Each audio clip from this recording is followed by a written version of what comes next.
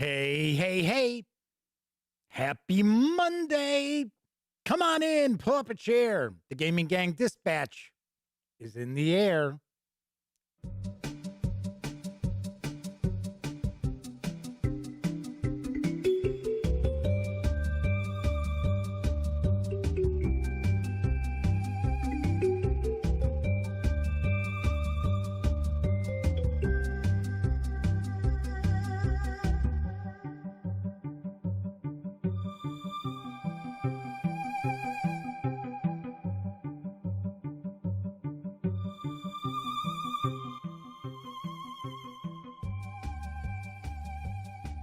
Howdy, howdy, howdy, gang.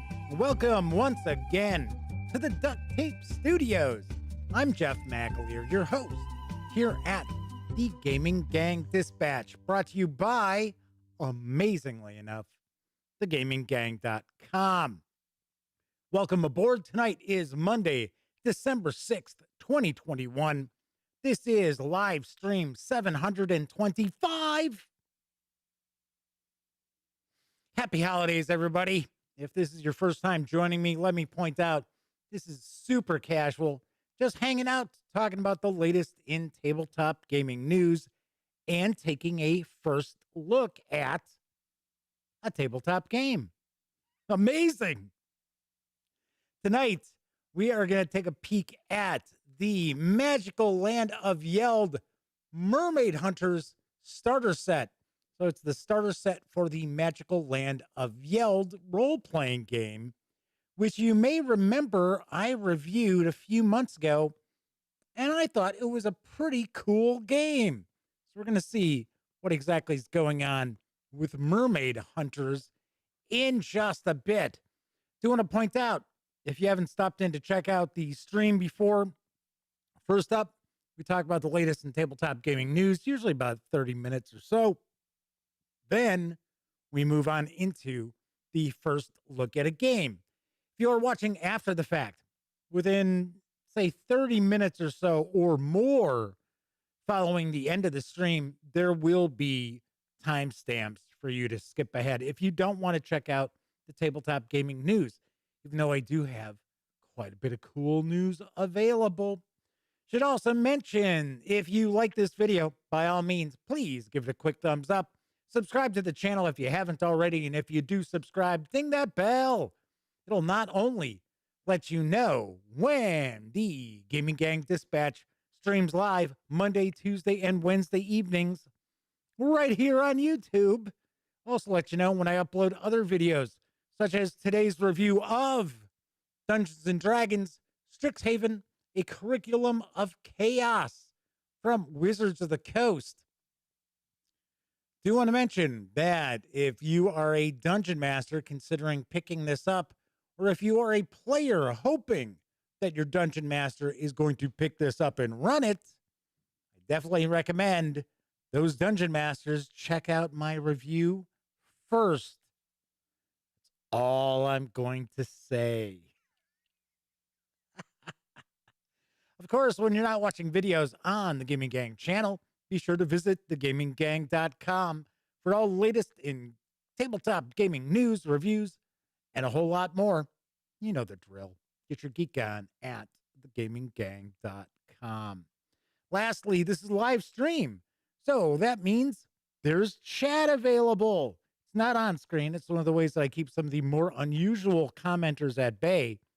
But if you want to say howdy, or maybe you've got a question, a comment, by all means, chime in. I will do my best to respond. First out the gate tonight was the Motor City Madman. Yes, the Madman is with us, who happens to be one of our chat moderators. Mr. Eddie T is in the house, which also means that Sarah D can't be far behind. Clint Gibson's with us as well. So Clint says they were in the middle of the Strixhaven review, which I had just finally got uploaded. Things going on behind the scenes, just internet things. So, yes, so I finally had it uploaded about 2 hours later than I was hoping it would be up, because I really didn't want it to interfere with the stream. right? So all of a sudden people see, hey, Jeff's got a new video. I guess I'll check this out. And it's like, oh, wait a second, Jeff's stream is starting. Which one should I be watching? Simple answer is both. Bust out your tablet, your phone, go get your Roku box hooked up. Watch all videos from the channel at the same time. Have 3 or 4 or more going at the same time. Kidding. Hopefully you're checking this out because Strixhaven's not going anywhere. So Clint says they were in the middle of the review, pretty much going how I thought. Yeah. Yep. Like I said, you'll have to check it out. I don't want to steal any thunder from it. Flaming Huron's with us in chat as well. There is our other chat moderator. Very, very cool. So Flaming Huron says, Jeff has a new video. Open more tabs. Need more gaming gang. I don't know how much of the gaming gang you actually need outside of just one video. But hey, we'll find out. So let's jump on into the news because I've got a good amount of news tonight and some different stuff too. Arriving in stores right now from Game and a Curry Games. Kind of an odd name. Wouldn't you think it would just be Game and a Curry? But it is Game and a Curry Games. Coming in the stores is Lair. And here's the skinny. You are one of the lieutenants of the nefarious Mr. White.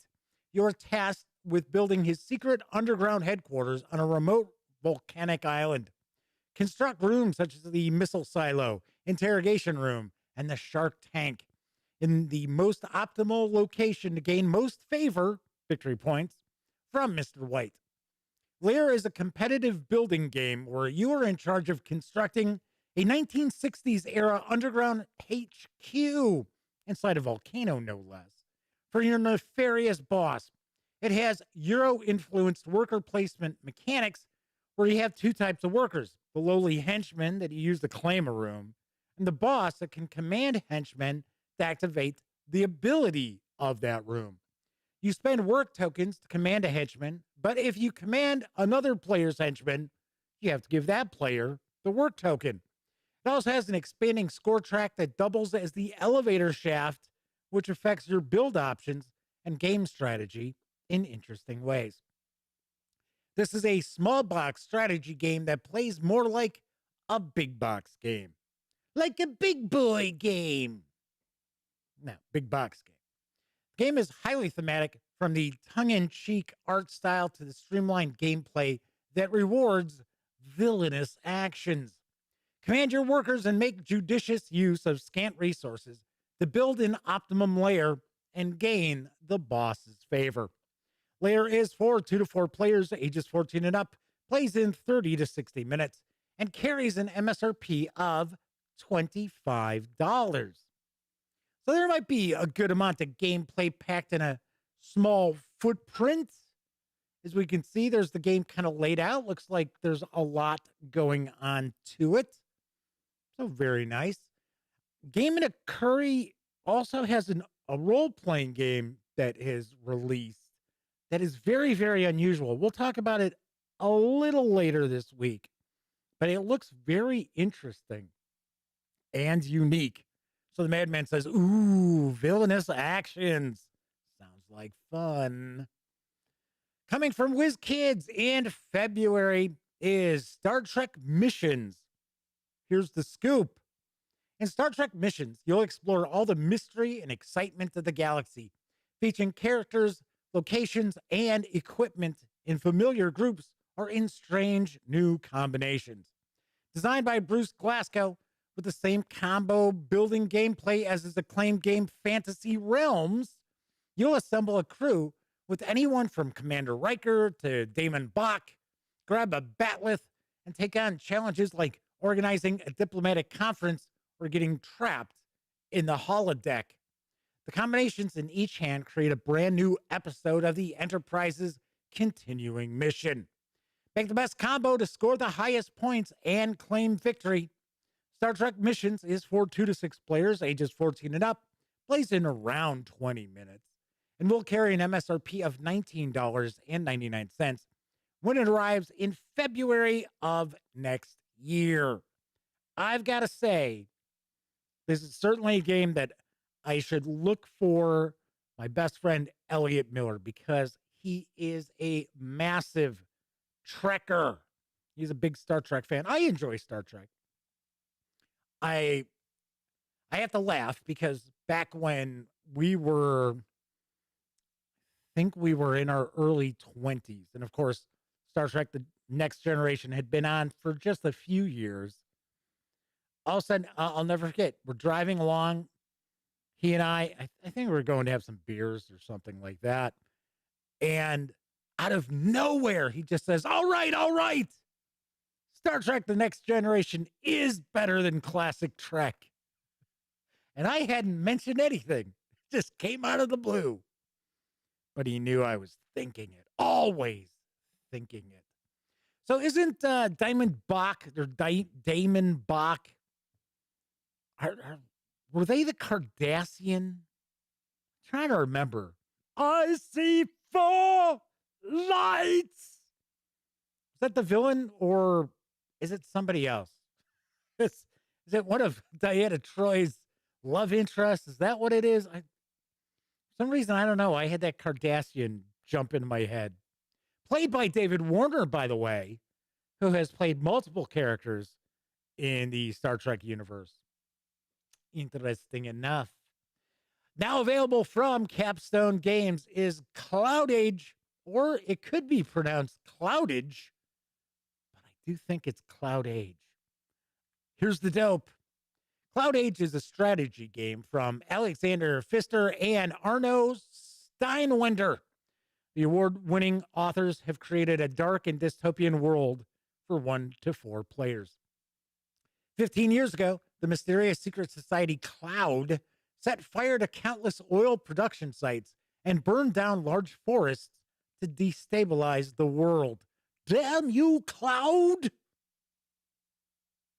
The resulting environmental catastrophe had disastrous effects on the entire planet. Now, years later, you travel above the dried out landscape in your airships, searching for a better life. You visit cities, send out drones to collect resources, and battle cloud militia. An innovative sleeving mechanism makes a new, more immersive form of resource gathering possible.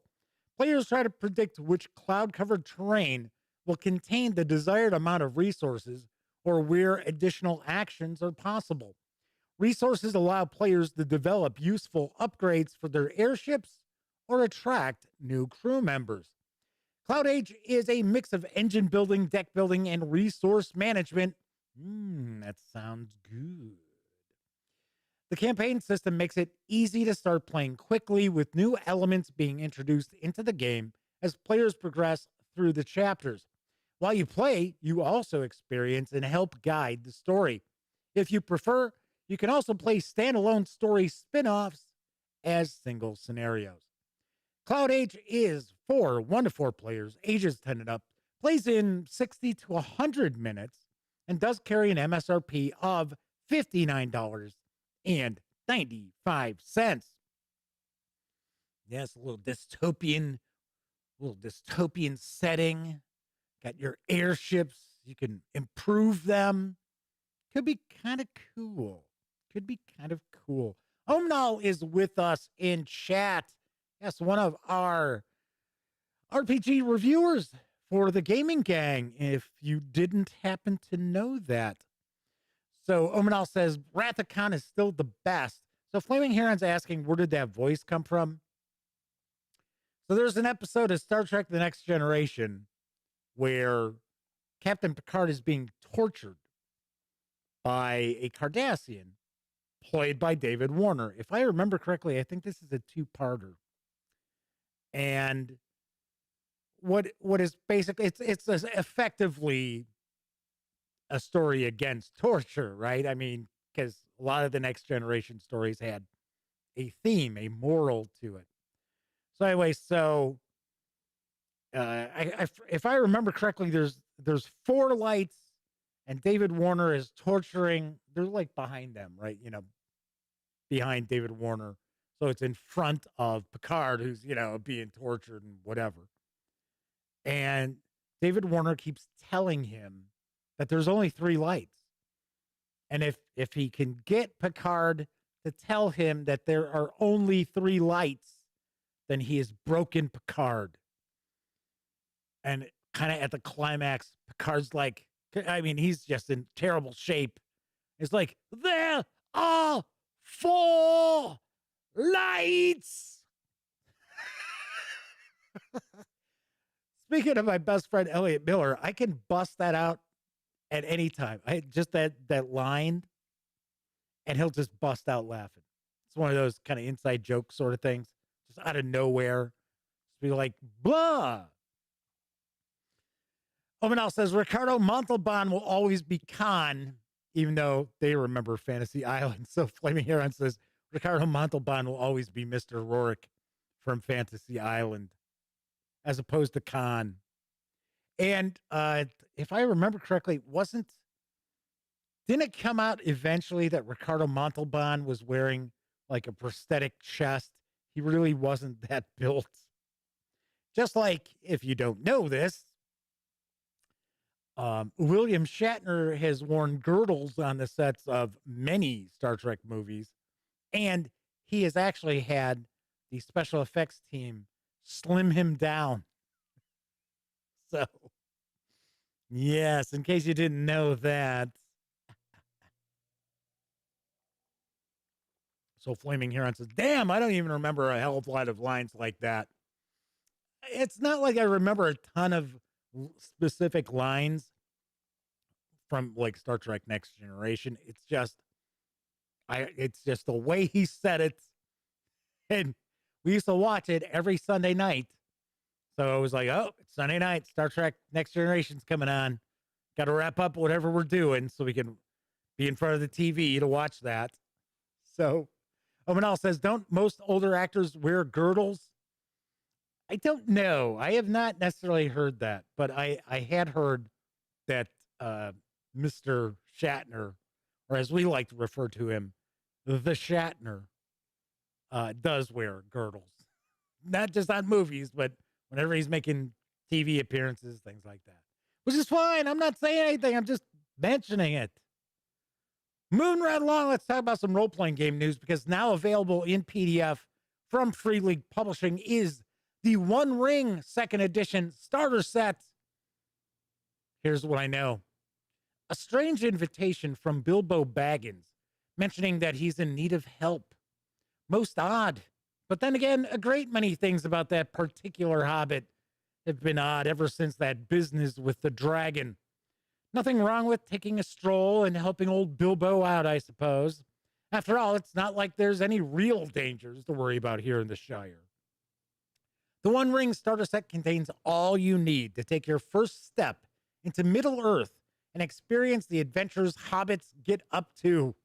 With streamlined rules and ready-made characters, it's easy to quickly sit down and actually play the game.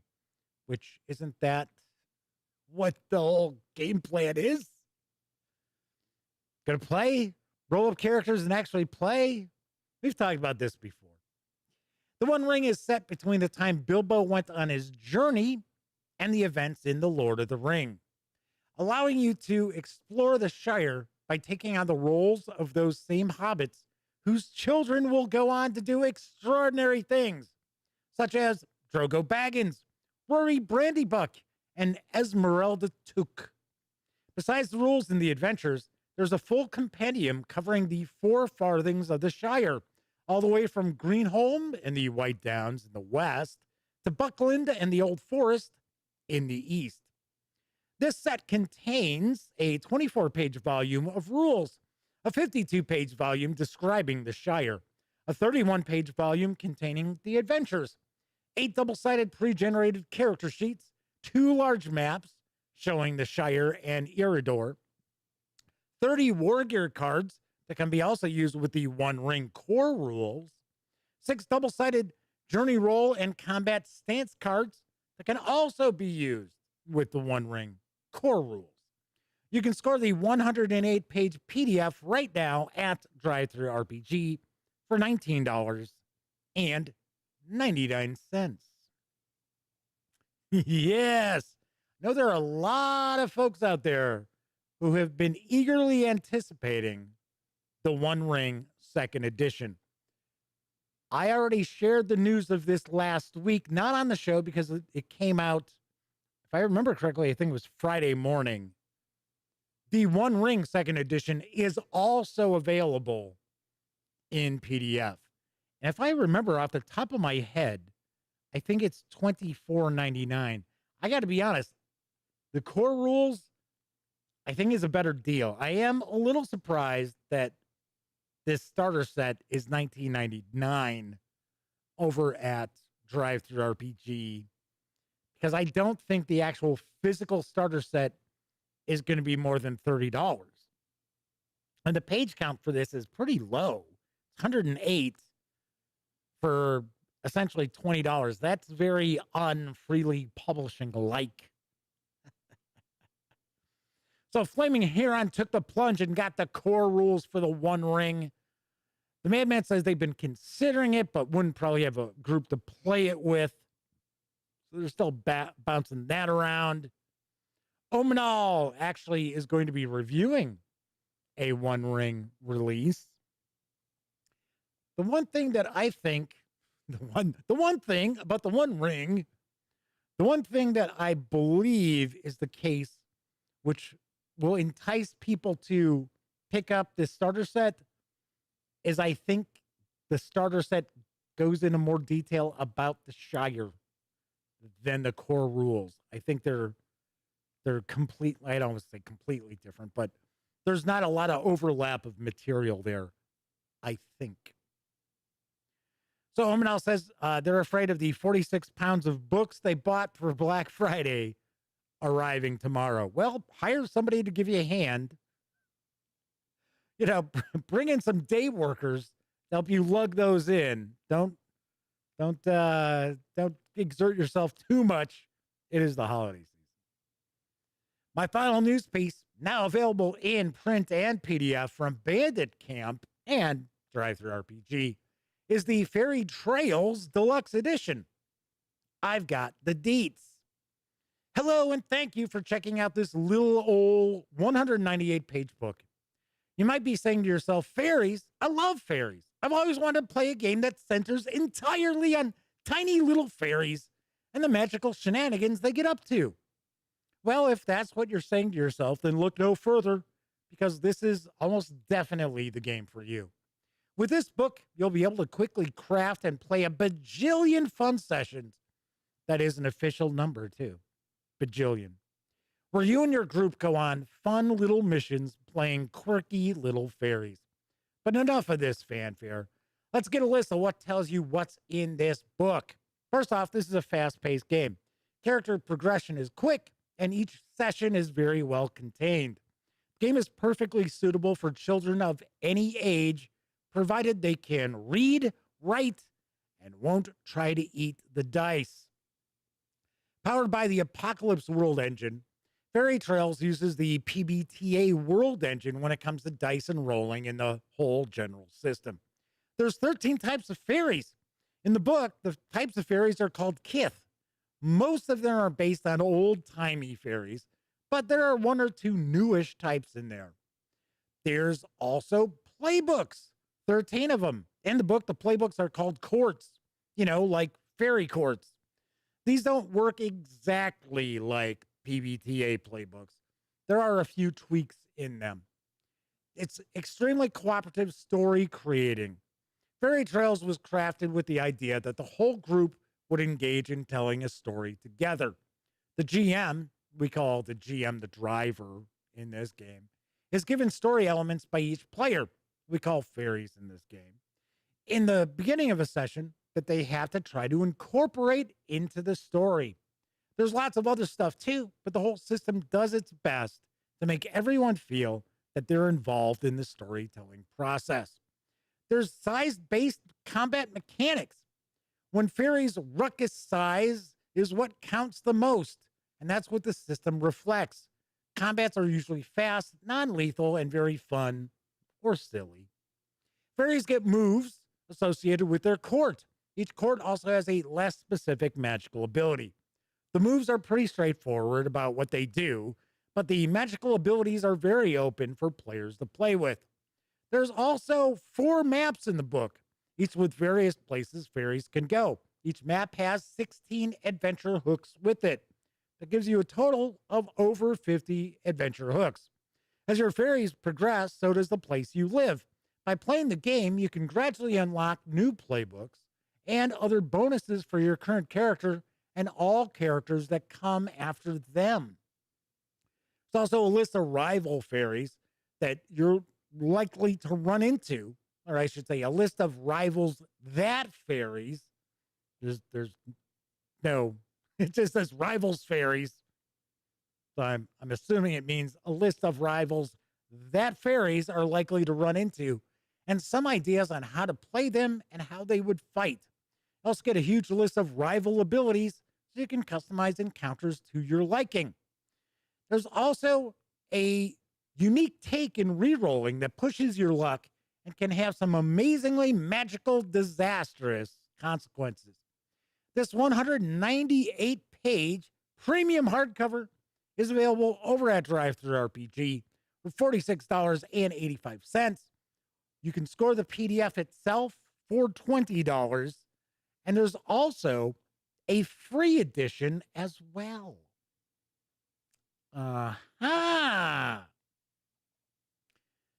says they just saw Wicked Ones was out in a bundle of holding by Bandit Camp. Yeah, I think Wicked Ones is in the indie cornucopia. I'm pretty sure that's what it's in. Andy Sykes has joined us. And he says they've had Middle-earth role-playing, The One Ring, and Adventures in Middle-earth, and could never get anyone to play any of them. Oh, that sucks.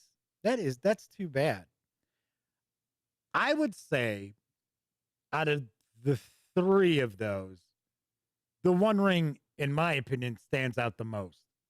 I think The One Ring itself is the most original. Now, of course, Adventures in Middle-earth is essentially the releases for The One Ring ported over to 5e. But I think as a game system, I mean, MERPs, it's been years since I took a look at MERPs, but I had a bunch of MERP stuff. And I should say MERP, not MERPs, plural. I had a lot of it, and I remember the background was really, really well done. Game-wise, mechanically, not so hot. All right, that's it for the news tonight. Of course, I was just talking about 2 news pieces, which are available over at DriveThruRPG.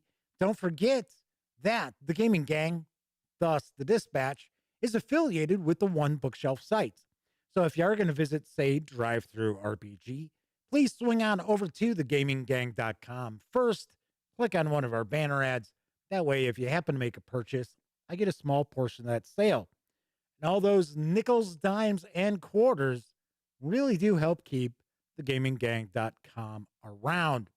Also, if you like this video, if you like the channel, if you like the website, if you like what I do, you can always buy me a cup of coffee or some soda simply by going over to paypal.me/thegaminggang. And thankfully, there are a lot of people who use the banners over on DriveThru, or I should say on Gaming Gang, to go to DriveThru sites.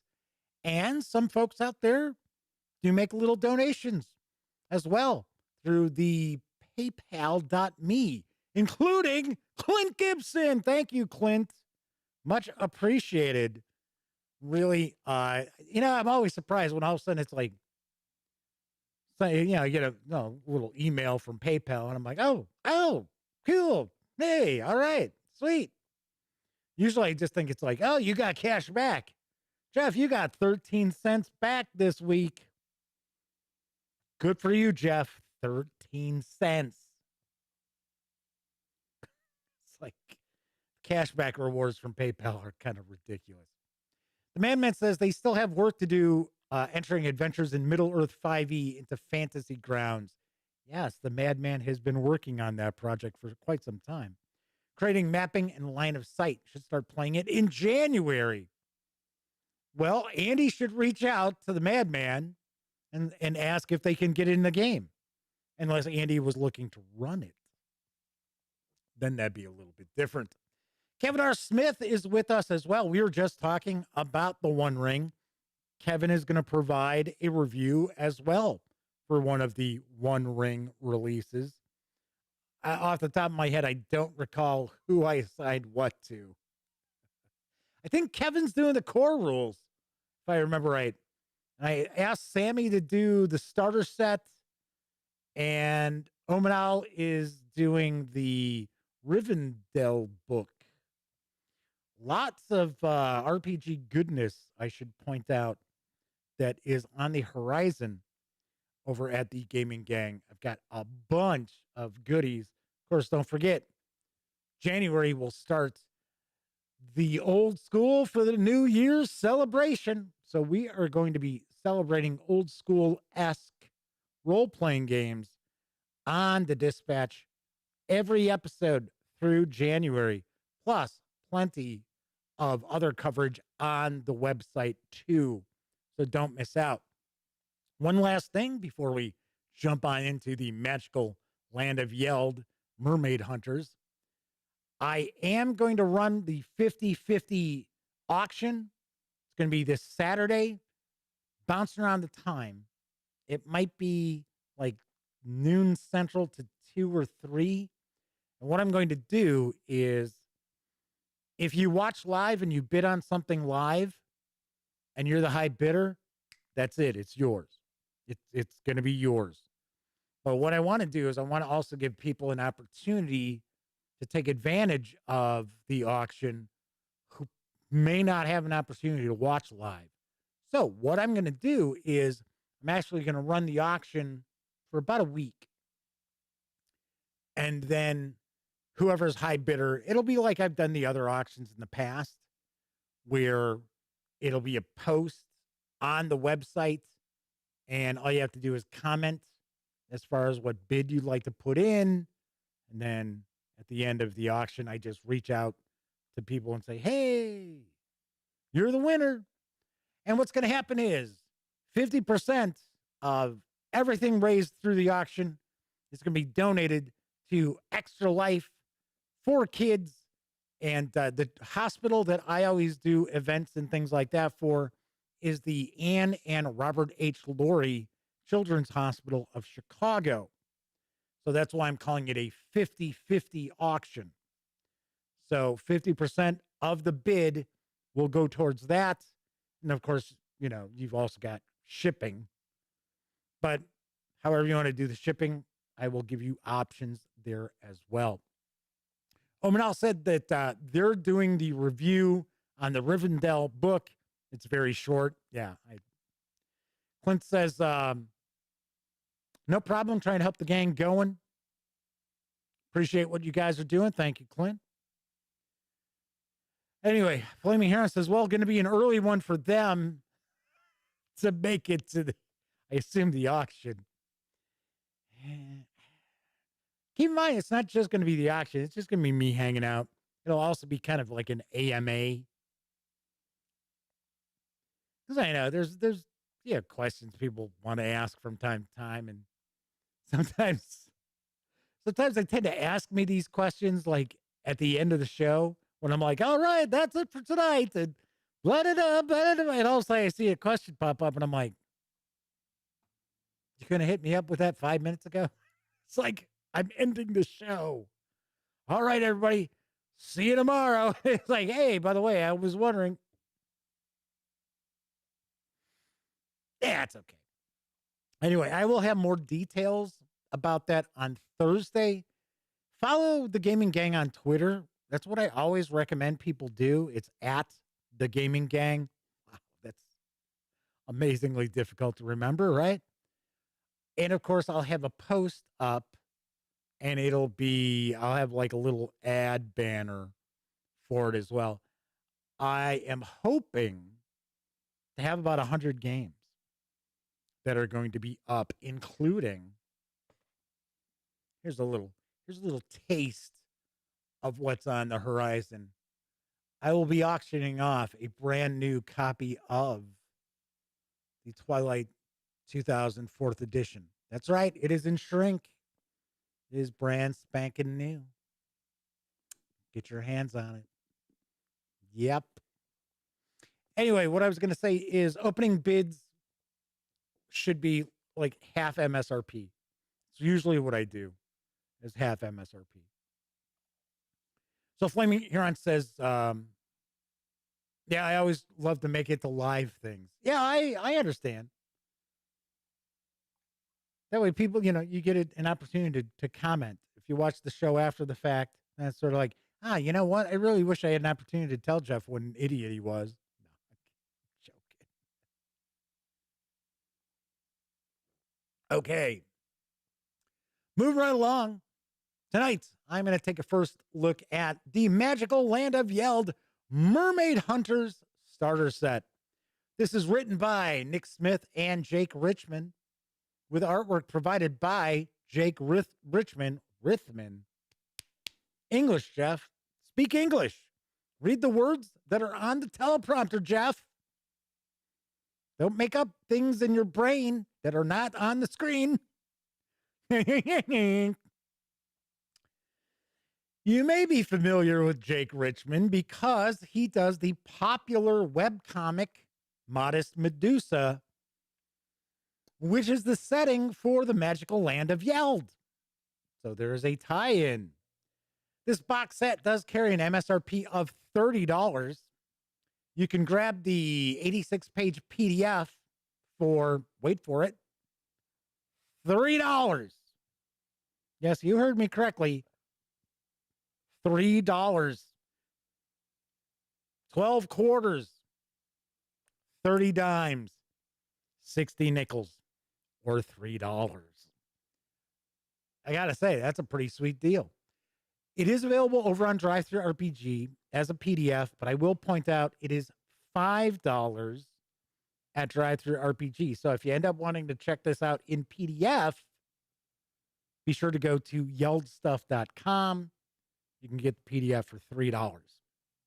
All right. That said, swing on over to the other camera because here I've got the Magical Land of Yeld Mermaid Hunters RPG starter set. It comes in kind of a flip box like this.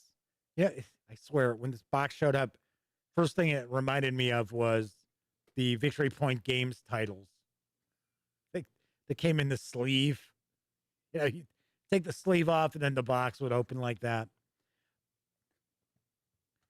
Gather your best friends, your dog, and all of your courage. It's time to go to Yeld. Discover a secret door to a magical land and become mermaid hunters in this starter set for the Magical Land of Yeld role-playing game. Play kids from our world and explore the strange new land of Yeld. Face monsters, discover treasure, and help the people of Lake Town fight off a dangerous mermaid gang. Everything you need to begin your adventures in Yeld. And then, of course, we will actually get to see this. It says it's for 2 to 4 players, ages 8 and up. It's a role-playing game. You can go a little more than 4 players, I would think. Now, remember, I reviewed the Magical Land of Yeld. I liked it. I thought it was really nicely done. Liked the artwork. One of the aspects of the game that I thought was very well done is it is an all-ages role-playing game, but it wasn't just dummied down for little kids. In fact, there's some relatively dark aspects to the main role-playing game. For some reason, all of a sudden, little cat hair from Pinky comes floating past, and it's got to attach itself to my nose. It's like, what? All right, let's open this up. All right. Bubble wrap. So we've got the rule book. We've got some tokens. We'll take a closer look at those. We've got character sheets, and I believe we have kind of a battle board. The combat system in the magical land of Yeld is very unique as well. It's not your typical just rolling dice, grabbing your initiative die and things like that. Oh, wow. So this was in a bag. Hey, we got a cat friend. Hooray. Because we have, in the other game, we have a dog friend. And I, as a cat owner, was feeling a little bit left out. So it says on the back of the box, grab your dog. There we go. So we got creating friends that are cats. Sweet. Magical Land of Yeld has a unique art style. This art style, of course, is from Jake Richmond, who does the Modest Medusa webcomic. So we're going to jump on in here. Tell you, first off, cover is a nice cardstock. Nice cardstock cover. Taking a peek on through here. Now let's zoom in just a touch. There we go. And of course, I am going to stay up here, picture in picture, and cut off the upper left hand portion. So there's going to be comics throughout. If this is set up a little bit like the core rulebook, and some of the key concepts of the game are actually presented in comic form. I thought that was kind of interesting. So getting started using dice. I did not notice if there were dice in the box. I don't think so. But you're just rolling 6-sided dice. So talking about types of dice, conflicts, challenges, and rolling dice. Creating Yeld characters. So you have archetypes. So you got Big Sister, Bully, Know-It-All, the Liar, Princess, the Baby. You're the baby. The Brat, the Rival, the Dog Friend, Cat Friend. Let's not forget the Cat Friend. And it's Smokey. It's my cat, Smokey, just so you know. If you did not realize, that is actually my cat. Because you know she's all black. If you follow the show, in fact, if you watched last week, she did jump up on the table. So you got to see her for a few moments there. So here you have a section on fights. As I was talking about, we have the action board. There is an action economy.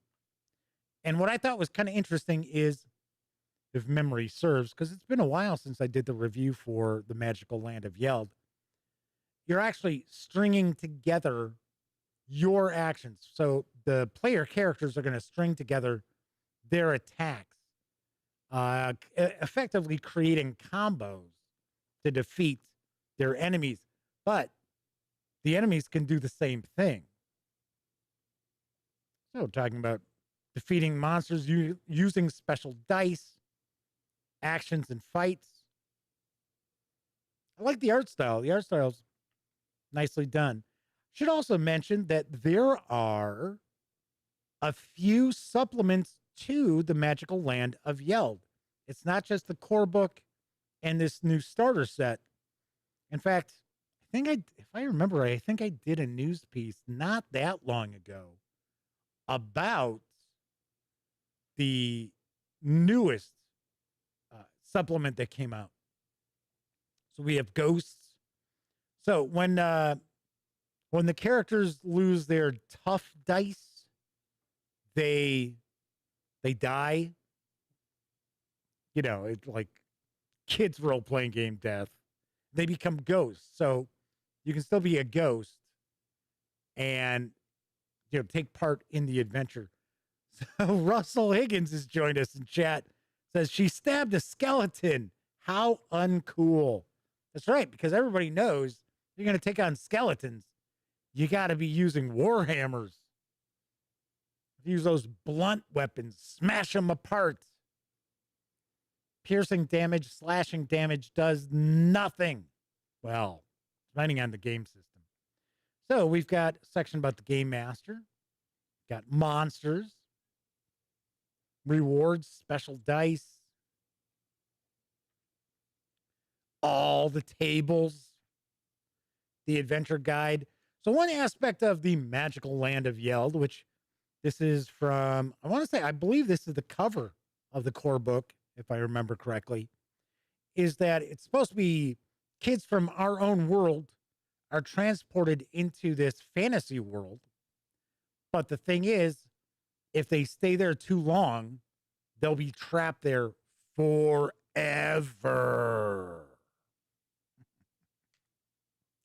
And then there's this vampire lord. And like I said, I was very impressed with the magical land of Yeld. So we have the Mermaid Hunters Adventures. So we have the people of Yeld.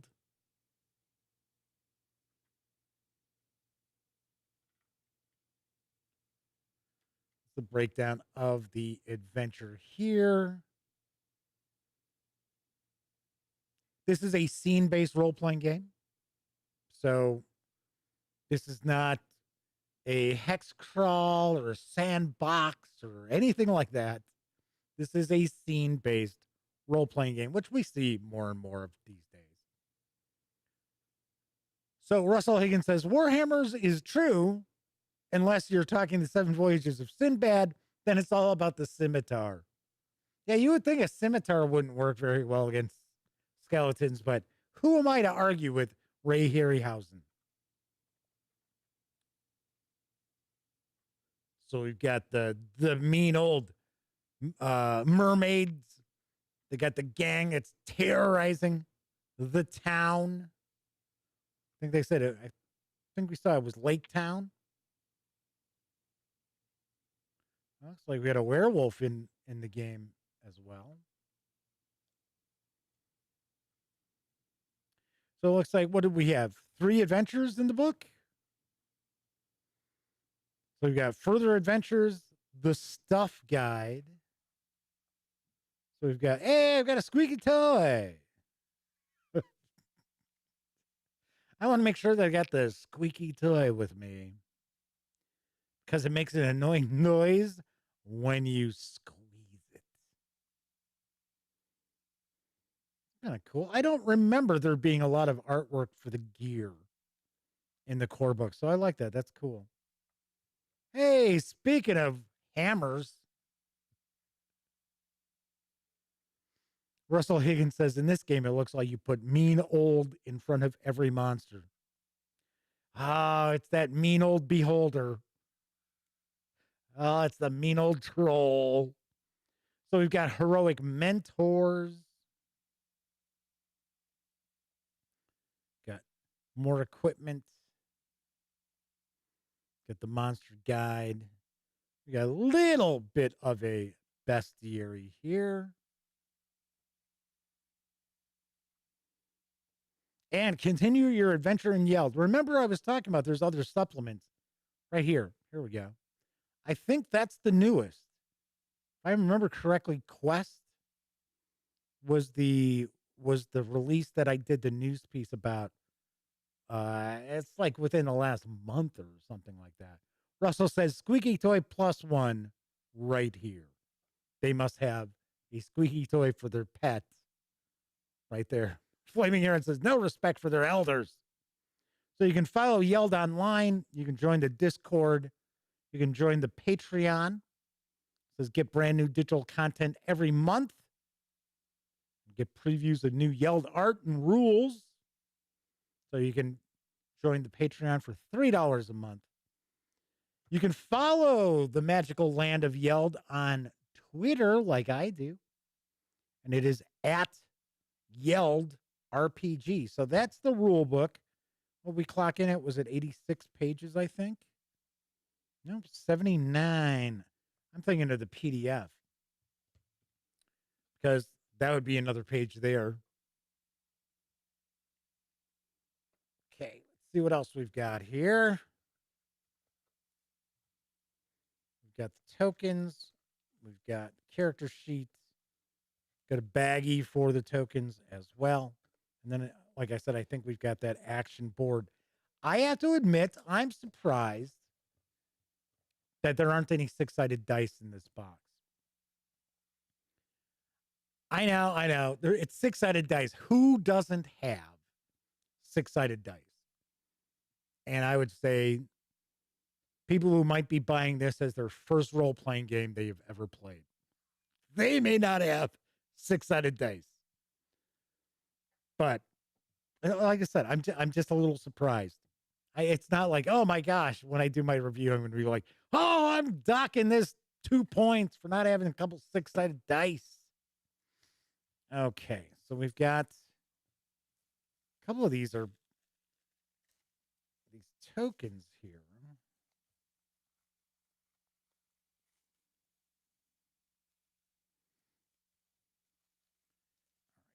Come on. So one thing I will point out that I think is kind of interesting as far as like the archetypes are essentially kind of like real kids, right? Got the big sister or big brother type. You've got the kid that just can't seem to tell the truth. You got the baby. So I thought that was pretty cool. It's not like, oh, my archetype is I'm barbarian child. So, Omanal says steal the dice from Monopoly. Yeah, but what if somebody doesn't have Monopoly? I know for us, you think, oh my gosh, who couldn't possibly have a board game of some sort in their house? And the answer is a lot of people. So we just take it for granted.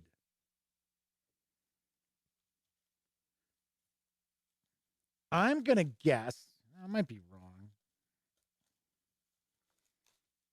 I'm going to guess the black and white, or I should say that's more grayscale, of these characters must be when they're ghosts.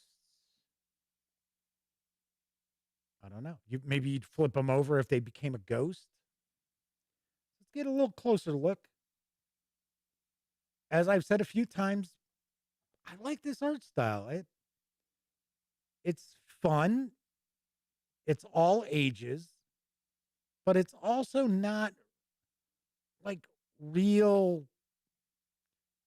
It's not super anime-ish or manga-ish, which if it was, it wouldn't be a big deal, but there's so much art out there for games that have that sort of vibe to it. I was just like, I'm the cat vampire. Maybe. I don't know. So these are the baddies. And they are different. The player character tokens. So we've got a couple of these. And we have 16 tokens on each for a total of 32.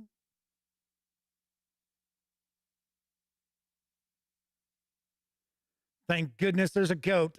There is a goat in it. Russell Higgins says, how come some are smiling and some look like mugshot pictures? Some of them might be kind of serious kids. You never know. There's a kid with a mask. In fact, I think it's this kid usually wears a mask in the books. Got a couple of charts. So these are player aid charts here with various tables on them. Maybe not player aid. Maybe these are more like Game Master. Seeing you're rolling a treasure table. Russell Higgins says they take the sheep. So rolling dice for attacks, spells, armor, and challenges. Action chain bonus dice as well. So we got a couple of these for the players.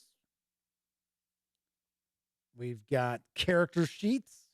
It looks like maybe 5. Nope, we got 4. And gotta say, this is nice, thick paper stock. So, of course, you see these are the attributes: strong, smart, tough, and brave. Tough is kind of like your constitution, like your hit points. As I pointed out, if you lose all your tough dice, you are out. Basically dead. We've got a loot section, some more info, keys that have been collected. That has to do with the core story because there is kind of a core story going on in the magical land of Yeld for the players. And essentially that's they need to return home within a certain amount of time. I think if I remember right, I think it's like within a year. They don't get these keys to be able to return back to our world within a year. I think they're trapped forever.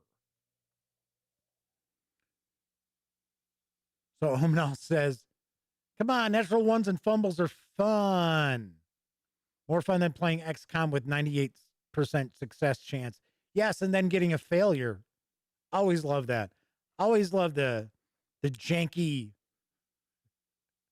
resolution, combat resolution of that. It's like, oh, I've got a 99% success rate and I fail 5% of the time. Uh-huh. There you go. Flame Heron just said the same thing. The 2% coming up more often than not. Yep. These are cool. Got 4 of those. And then we've got the action board, which is essentially just a chessboard.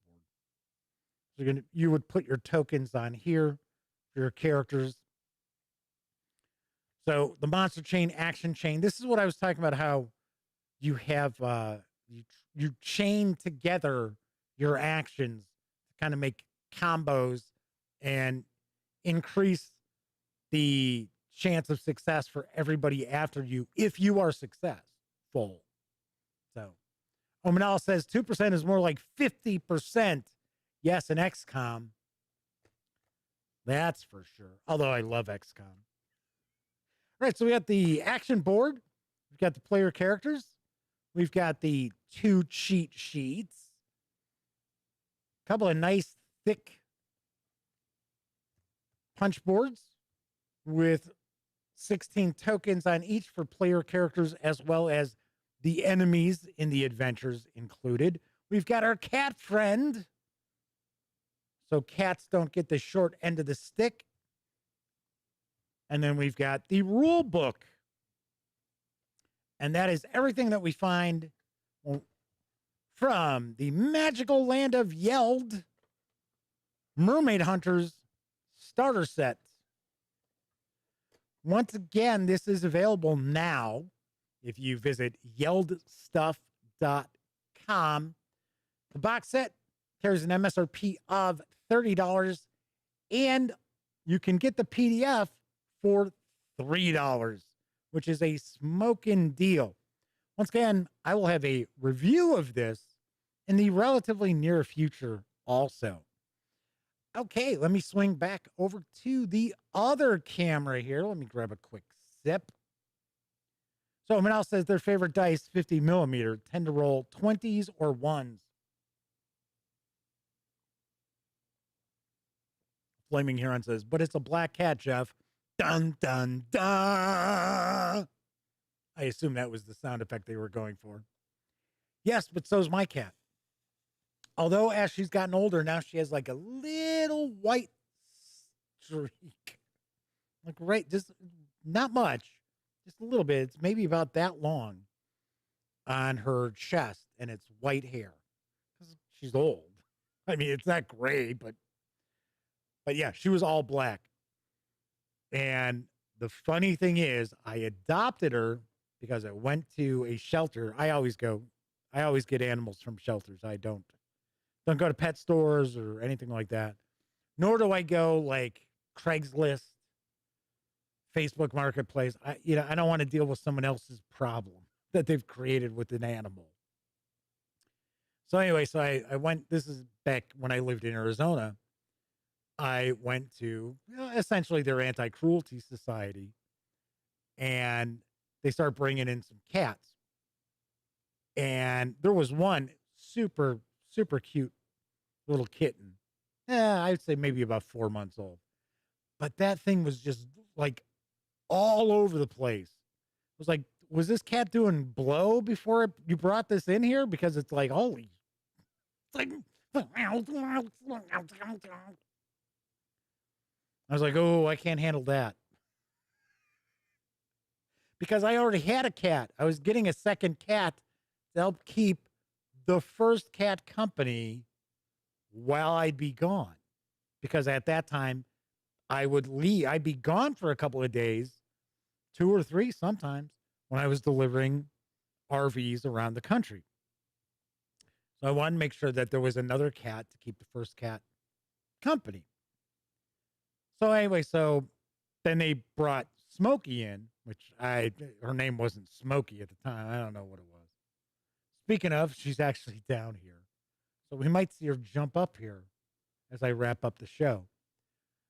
So anyway, so I was like, oh, this is a nice cat, real friendly and everything. And the girl who was helping me out said, yeah, she goes, it's really weird, but people don't like to adopt black cats. I was like, seriously? This is like the 20th century. It's like, no, they don't like to adopt black cats. I said, well, I will. I was like, there we go. Bing. 245 Trioxin has popped on in. Cat's doing blow. What a great time to be jumping on. Yeah, you kind of came in the end of that little story there. Omanel says most black cats are very nice, except their neighbors. Kevin says that every black cat they've ever known has been super affectionate. Yeah, it's just, I don't know. But that was the final stamp of approval on me adopting Smokey, was when the girl told me that black cats have a much harder time being adopted. And I thought, that's ridiculous. Like, but then again, we all know there are a lot of stupid people in this world. A lot. And there's nothing that's going to ever change that, unfortunately. All right, that is it for this time out. So you're wondering what's going on with the show this week. Tomorrow night, I'm going to unbox and take a first look at the 50th anniversary edition of Nuclear War from Flying Buffalo Games. I wasn't sure I was going to get this game, and there are new people who are operating Flying Buffalo Games, and they don't answer emails. But it did arrive. This was a Black Friday special they had that came with a couple other items that I had actually requested 2 specific items out of, I think there was a possibility of like 6. And they didn't bother with that request either. But I wanted to pick up Nuclear War because this is a classic. I don't have a copy of it. And all the cards, everything's in color. So definitely wanted to pick that up. So that's on tomorrow's show. Then on Wednesday's show, we are going to take a first look and page through Deep Magic for 5e from Kobold Press.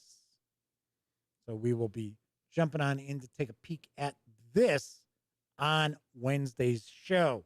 And of course, as I had mentioned previously, I will have more details about the 50/50 Extra Life auction as things develop. All right, that is it for this time out.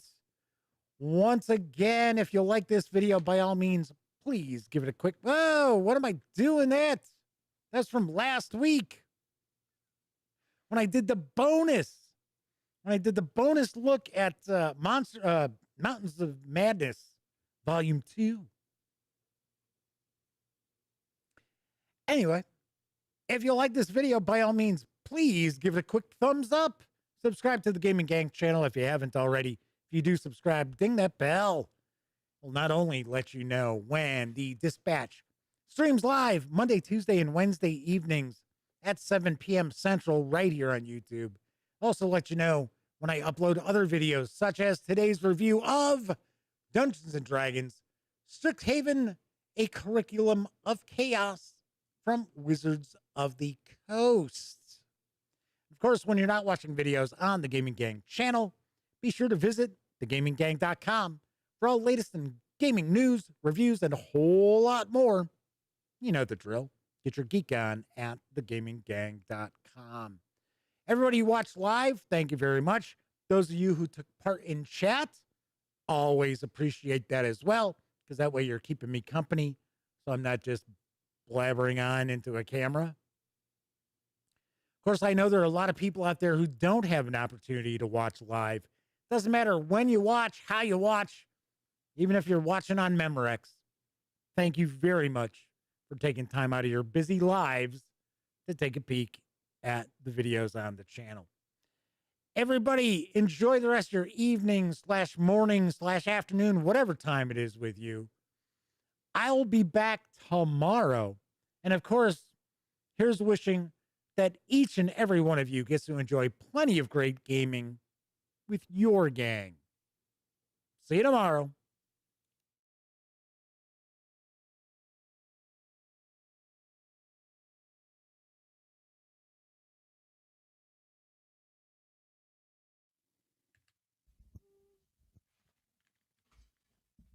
Oh, you're still here.